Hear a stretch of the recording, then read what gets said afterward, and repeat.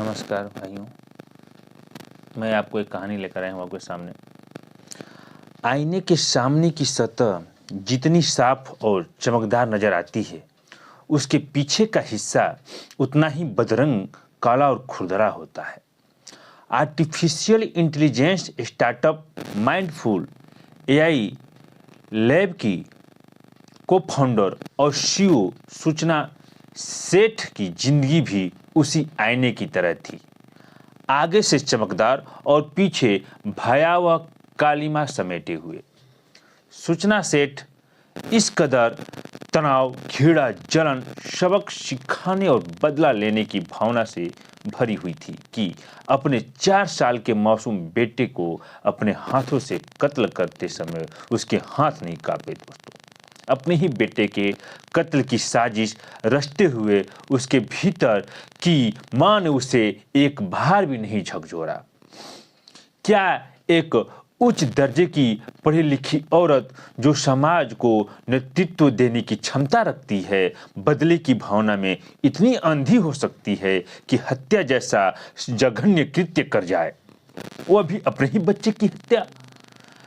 39 साल की सूचना सेठ 6 जनवरी को गोवा के सोल बनियान ग्रांडे होटल में अपने 4 साल के बेटे के साथ आई थी।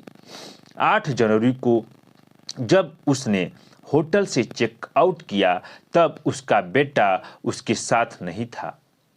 होटल के स्टाफ ने बेटे के बारे में पूछा तो सूचना सेठ ने कहा कि वह गोवा से फतोड़ा में एक रिश्तेदार के घर पर है। दोस्तों, उसने रिसेप्शनिस्ट से कहा कि वह उसके बेंगलुरु जाने के लिए कोई टैक्सी बुक करवा दे। रिसेप्शनिस्ट ने कहा कि टैक्सी एक्सपेंसिव पड़ेगी, आप फ्लाइट लेकर चली जाइए, वह सस्ती होगी।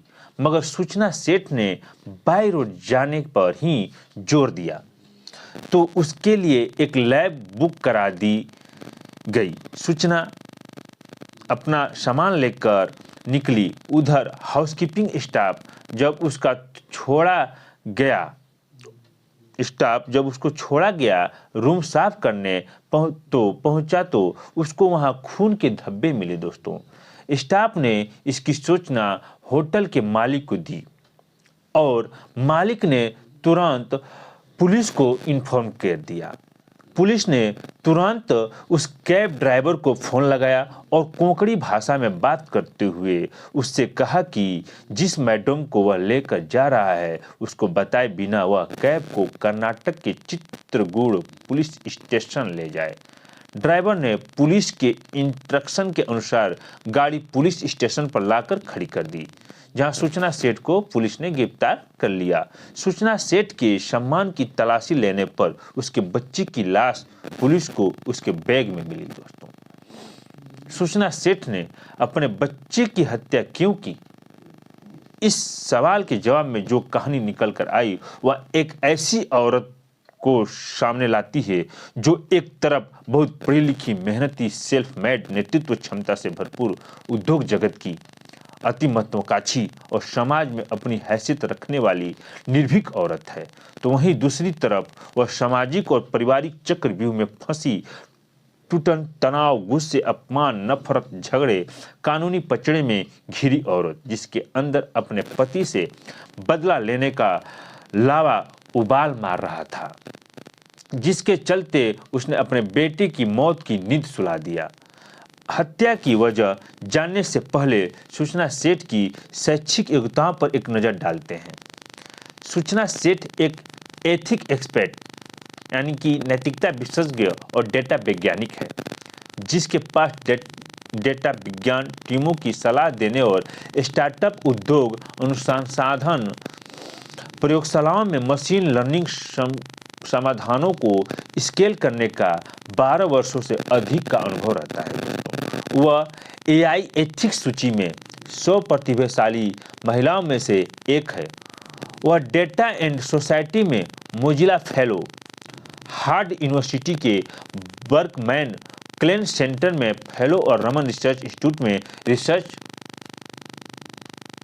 फेलो रही है और उसके पास प्राकृतिक भाषा, नेचुरल लैंग्वेज प्रसंस्करण में पेटेंट भी है।